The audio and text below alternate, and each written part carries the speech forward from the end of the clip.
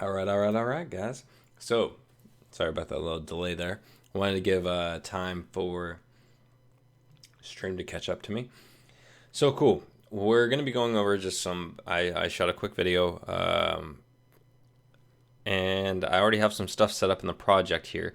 So I'm gonna go over that. I just created a new project, told it where I wanted it to go, and then I set the in and out point for my first sequence. So first of all, let's go over some of the things that I do on a new project. Generally speaking, the first thing that I do on a project is I create bins, or basically they're folders. You can create them by selecting the little bin button down here. Now it's pretty simple. Just create a bin for each group of thing that you're working with. So I know that I'm going to have multiple titles, which are basically just text overlaid on the video, right? I also know that I got have some audio that I'm going to import, and I'm probably going to add some music tracks. Now, I probably won't make you guys suffer through me finding music tracks for this, just so that you guys can see the overall edit. Music is something that is obviously extremely preferential, and you want to match it either to your scene or just to make it speak about you, depending on what kind of videos you're doing, or if you're doing videos for a client. Same thing, right? You want it to speak towards their ideal audience, or if it's something just completely unique to you, make sure it speaks to you and don't censor yourself with music, because it is something that definitely inspires emotion and it gives you a chance to let out some of your creative qualities. So you can see I have footage here. Now I've already dragged in the footage, so you can see, boom, I just literally dragged it into that bin. Now, the other thing that I did was I went ahead, and you'll see that I have basically the same names, but with underscore audio in a wave format. And how I did that and why I did that was I recorded this video that you actually see up here right now on the screen right here. I recorded that using my G7X. A friend of mine is borrowing all of my other cameras for a wedding that he's shooting. I have decent cameras, and at least one decent lens for that camera. So I have some decent cameras. He has a new camera guy that he is testing out on a wedding. He does awesome stuff. I'll probably give a link to his stuff eventually on the stream here. But anyway, really cool stuff that I'm doing with him, helping him out with his videography business. So he does wedding videography right now. Does other events too, but primarily videography. Anyway, that's why I had to shoot with my G7X. Now here's the problem: is G7X super cool camera, right? So let's go ahead and just kind of show you how cool of a camera this is. It 20 megapixel or 20 point something megapixel camera. Incredible f-stop. So it does really well in low light situations. It one of the coolest features is this is known as the vlogger's camera, one of the top vlogging cameras in the industry.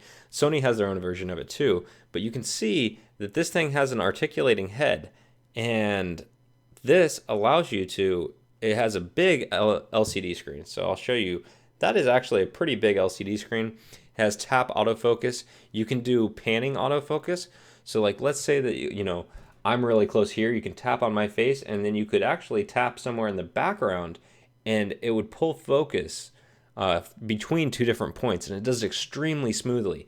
But the coolest thing about this is, obviously, this is the lens, right? And if you are holding this or you have it on a tripod or something, you want to know that you're in frame. And the easiest way to do that is this. It doesn't articulate out to the side, making it awkward. It's right above the camera. So even if you accidentally mess up with this, you can, and by mess up, I mean you start looking at the LCD screen, it's going to look mostly like you are looking into this camera the entire time, like you're looking directly into the lens because it's right above the lens. So really awesome little camera. The only big complaint that I have about it, which honestly it's not that big of a complaint, is the audio quality on it isn't bad, especially for what it does, but it's not my favorite. So what I would like to be able to do is have an external microphone plugged into this, but it doesn't have any ports for that. So I don't have any ports for that.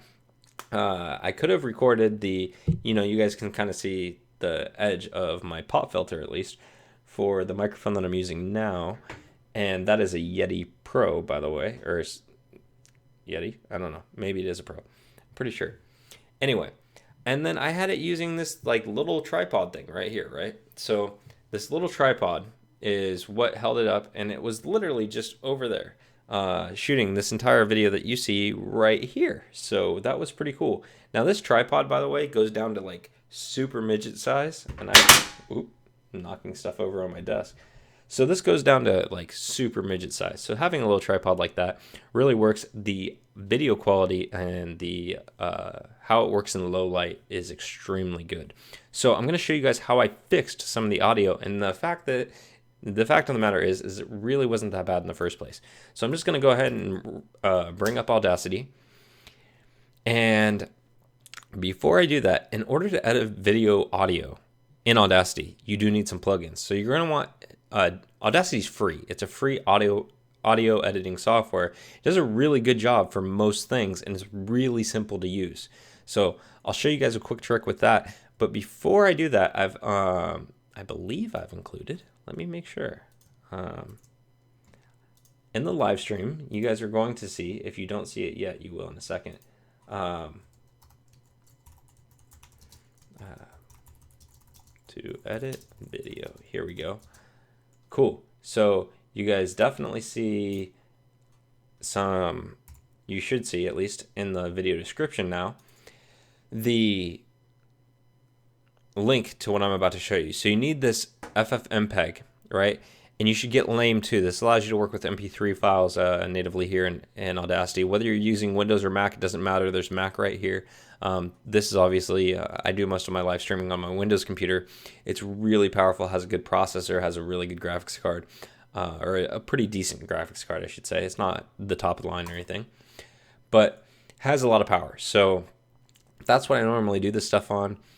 Anyway, so you need this Lame and FFmpeg. What that basically allows you to do is now I'm going to drag from my other screen here. Actually, I'll just do it right here. So brighten your day, music, and that's actually about using music to brighten your day, right? So now I have this audio track. Now let's go ahead and play just this part.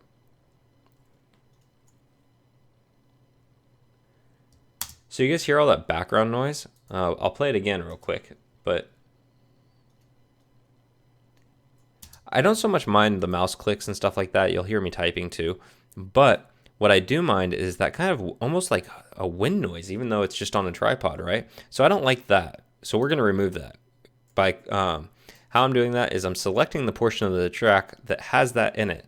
And you can be more specific or less specific, but I'm going to go right there. I'm going to go Effect, Noise Reduction, and then Get Noise Profile. So now it just profiled what that is, or what that background noise is that we want to take out. I'm going to highlight the entire clip, and how I do that is just hit Control A, and I'm going to go back into Effect, and you can click Repeat Noise Reduction, and it's going to process all the audio for this clip and remove that noise. You're going to see it change too visually. So notice that this is a lot cleaner, a lot thinner. It's pretty much gone. If we wanted to, we could probably go ahead and try it again. I've never actually done this more than once, so we'll see what happens. Cool. Back to repeat noise reduction. We'll see what happens here.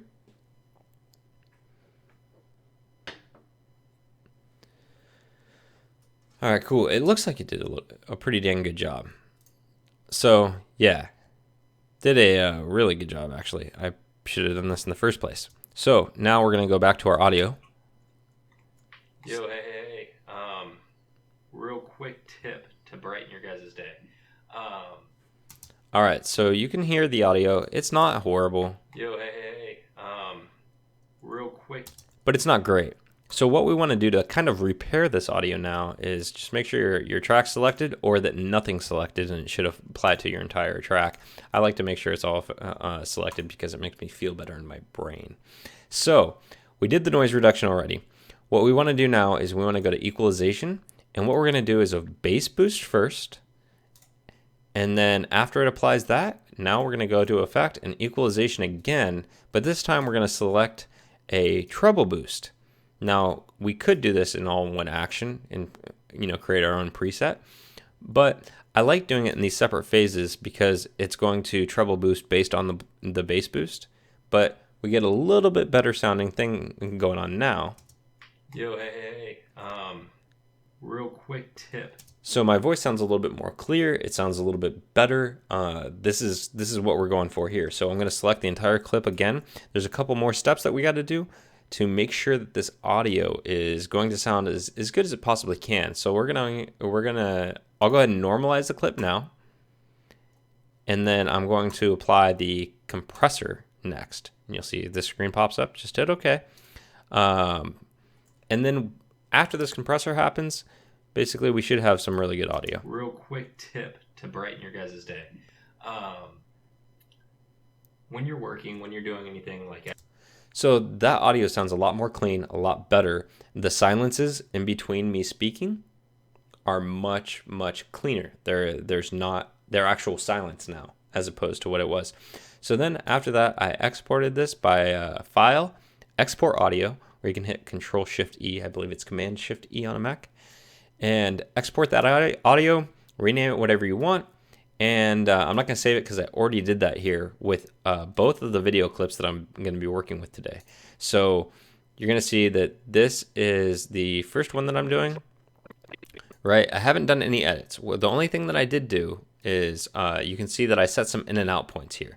So this basically pulls out some of the stuff that I was doing, a mess up cut that I did, and then you can see me shutting off the camera. So no big deal. Just cut that out, set in and out points on that, and then I drag this in here. Now we're going to actually start working with this clip a little bit. The first thing that I want to do is pull in the new audio and sync that. So we will pull in this audio on a separate track. And obviously the audio was for the entire video. It didn't have the edited in and out points. No big deal. Just click that, hit shift, click that. Now we're going to right click and you're going to come up here to synchronize. And you're just going to make sure audio is selected and hit OK.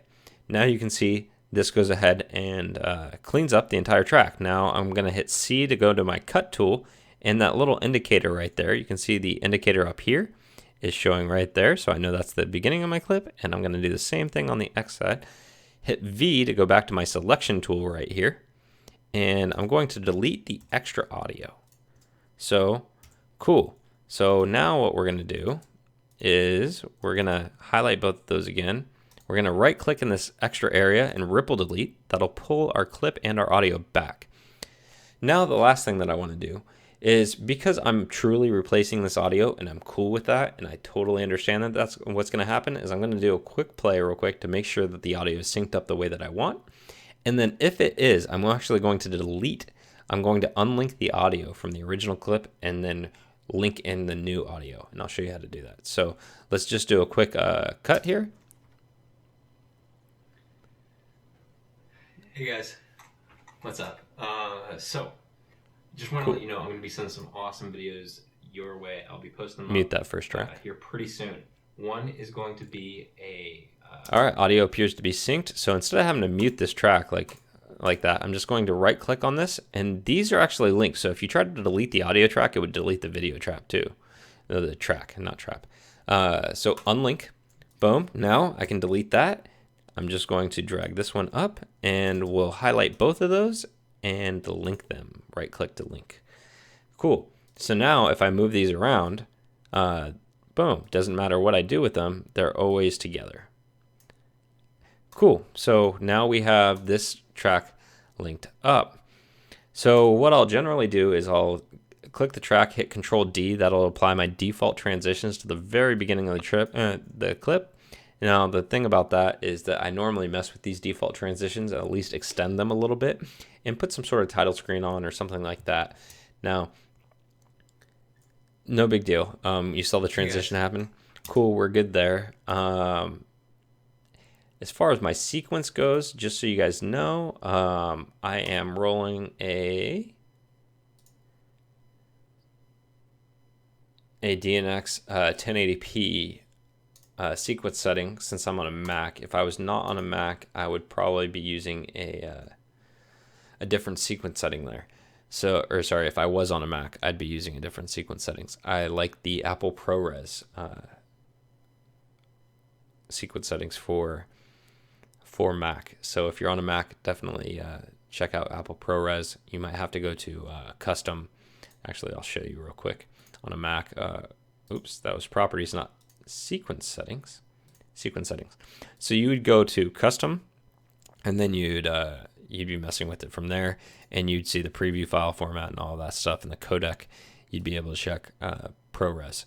So going back into this now, you're going to see, okay, I'm going to move away from my project browser real quick. I'm going to go into effects, and I already have Lumetri color typed in right here, but this is what I use for all of my color grading. I love the Lumetri color preset, or effect, I should say.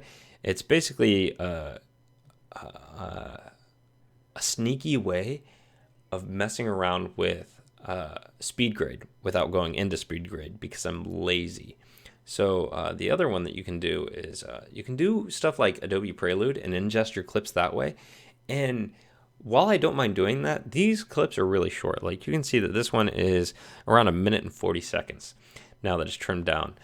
And I don't want to mess around with the extra step of Adobe Prelude or sending it out to speed grade with such a simple clip that I don't need to make look perfect and studio quality. If I did, I would have actually used, as you can see right here on the screen, you can see that my microphone is not up near my mouth at all, and it actually would have made this shot look a little bit better. It's tempting to actually reshoot this, even though the video's fine, just to show this microphone right here as part of this shot, because it would kind of give it that more professional feel, and I would have the like a more professional audio quality out of this microphone. Hindsight's 2020, so now let's just jump straight into this color grading real quick. There's not tons that I have to do with this because this clip is really not as important as other clips. So, no big deal. We're gonna rock this out by clicking on the clip, making sure effects control is highlighted, and we'll just double click on the Lumetri color. You can also drag this effect onto the clip. So if I wanted to, I could have dragged that onto that clip. Now, out of Lumetri color, there is basic correction, creative, curves, color wheels, vignettes. Color wheels is going to give you your midtones, your shadows, and your highlights, and a very cool wheel that you can start messing with independently. That is very helpful if you want a little bit more control. However, anytime I do this, the first thing that I do is I mess with the curves. Because if I can get the curves relatively close, then I know that when I do the other corrections, if I was to do the curves afterwards, the curves might actually end up messing with those other corrections that I was trying to do. So here we go. The first one that I always do is, you see this grid here, and the corner of this first box is going to be basically where I start with this, and you can see that I'll just pull it up a little bit. You can kind of see what that does. So we'll pull it down. Here's about natural, so we'll reset that to natural, and then you can see I'm just going to pull this up a little bit to brighten it. Cool. So now what I can do is I can pull these shadows, and I'm going to basically pull them back to neutral, maybe a little under. Now this is a good way to do contrast, guys, because this will, here, I'll actually pull that up or pull that down. You can see that that's some pretty dark contrast. It's enhancing the crap out of the shadows right there. But yeah, I'm going to pull that back to normal because as I pulled that up, it pulled this up a little bit. And I don't want to do too much with darkening the shadows. So we're going to go back into the color correction now. And if you guys have questions and you're not on the stream right now, no big deal. Leave them in the comments, like the video, subscribe if you guys want to see more like this and get notifications of when I am going live so you can ask me questions whenever you want. If you guys have questions and you're on the stream, no big deal. Ask them away. I have the chat open, so I should be able to see your questions as they come in. So, basic correction. Now, I will tell you that this is still, because I haven't been editing video for long enough to like know the science of it, I will tell you that there is one thing that is very important to color grading anything or doing any sort of color correction. and that is having these lumetri scopes up. This helps you dramatically because you can see when one color is pulled up too high or down too low, what's going on with this. And how you get to this is by clicking Window and then check Lumetri Scopes. Now, once Lumetri Scopes popped up, it might not be this one. It could be Waveform. Let's go ahead and pop up Waveform. This is what Waveform looks like over here. I'm going to go ahead and right click, by the way, and uncheck that because I don't like it. Some people like the histogram. This is very helpful. Show you where your white balance or your white light is. Now, I'm cool with not seeing that. There's vector scopes, there's parade types, all sorts of stuff. You have red, green, blue, you have YUV, red, green, blue, white. I don't care about any of that stuff. I leave it as the default parade. So let's go ahead and stop messing with all the BS there. And let's go ahead and get into color grading this. Now the exposure goes by f-stops. Everything else is kind of just relative to its base value. But this is we're increasing it by 0.1 f-stops is what I want to do right now. So I'm just going to type it in because it's hard to drag. So we got a little bit more exposure there. Not bad. Before I do anything else, though, I think I'm going to go ahead and increase the color by about 20. The temperature, sorry, by about 20. This is my cheap way. Here, and I'll show you what this looked like before. This is my cheap way to give myself a tan. No, I'm just kidding. However, you could do that. So 21 looks fine. This is a very simple way to not have to use these color wheels and do it with the midtones, the shadows, and the highlights. Now, those midtone shadows and highlights will definitely help you out a little bit more as you want to get more precise into your editing. I don't care right now. This video isn't that important, so I'm just trying to do a quick edit on this. Now, we can see what happens if we bring up the whites, if we bring down the whites. All that stuff. We don't need to mess with the whites. Let's see what happens if I move blacks around. Nope, that's not going to look good either. So the last thing that I'll mess around with is highlights. And you can see how I basically do this is much by feel. I will increase it a lot and then a very little bit and see just how it affects the overall look. And right now I'm going to go ahead and increase that by 8. No big deal. The reason I do that is because it can give me an idea of whether I want to even touch that control without having to try and figure out, okay, like, am I going to increase it by 8 or 6 or what am I going to increase it by? So next we'll mess with the saturation. Now I'm going to pull the saturation up higher than I'd ever do it just so you guys can see this effect. But we can pull the saturation up really high. Or we can pull it down and we can just add in a little saturation. So this is adding in 14 saturation. Not a big deal at all. So now this doesn't look like we did that much, but let's turn this effect off. You can see this was the footage before and this is the footage after. It's warmer, more appealing, all sorts of stuff. The other thing that you guys can do is these masks up here. You can create masks around subjects using the pen tool or the polygon mask tool or whatever you want to do. And you could, hypothetically, you could give someone a tan or a lot of the things that you could do with Photoshop. So just to keep that in mind. So once again, off, nothing happened to it. On, it actually looks like more natural. What this room really does honestly look like is pretty much almost exactly like this. These colors are, you probably can't see in the video right now because of the lights that light up this room, and I don't have any box lights on me. But this wall back here that it's facing looks exactly like that. It's actually white balanced out pretty well. No complaints at all. I like that. I'm going to be happy with that. And I think this is going to be pretty much it. I just need to add some titles, some music, and we're good to go. And I will add, I'll go back to my project here.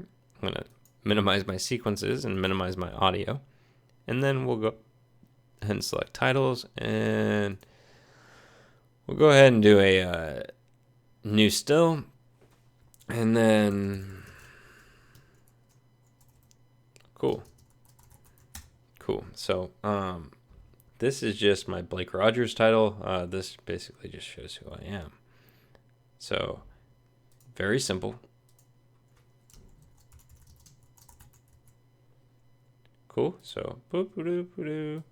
Go ahead and do this. I'll increase the font size a little bit. That's probably a little bit much, but I'm strangely okay with it. Maybe I'm not. Okay. I could put it on my white shirt. I could put it up here. Now I will show you one thing is I'm not a big fan of like the whole scrolling in or scrolling out thing. It can be cool in some cases, but I don't care tons. So what I'm gonna do here is I'm gonna be done with this. I'm gonna drag this Blake Rogers title thing here, and actually I think I want it to be more closer to the beginning of the video. Perfect pause point. Cool. So I think that's probably going to be this point. Now I'm going to Control D, and then I'm going to zoom into this clip. I'm holding Control Alt to zoom, and now I like to just really feather this in and out. And the reason is because it's a freaking title. Like, it's not super important, number one. And number two is I don't want it to disrupt from the actual content of the video. So by allowing it to fade in really, really smooth, you get this really, really relaxing effect on the text. I know that's somewhat weird to even say, but we're good to go there. I probably should have pulled the audio up from my desktop when I was doing the Audacity stuff. But that gives you guys an idea of how to fix some audio, some basic audio stuff, including doing some noise reduction in Audacity. So let's actually add that to the live stream. So including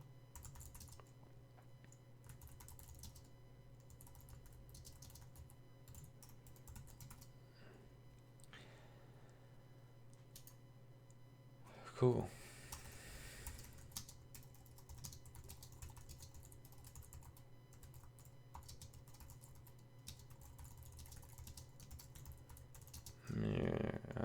Pro CC. Now, some of you guys, before I end this stream, some of you might be wondering, well, why don't you edit if you have Adobe Premiere CC? You probably have Adobe Audition. Why don't you just edit with that?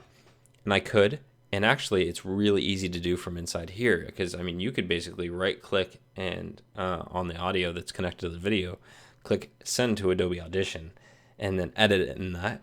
The thing is what I like about Audacity for most people, including myself, is that it's really, really simple and it's really quick to use. I don't have to think much.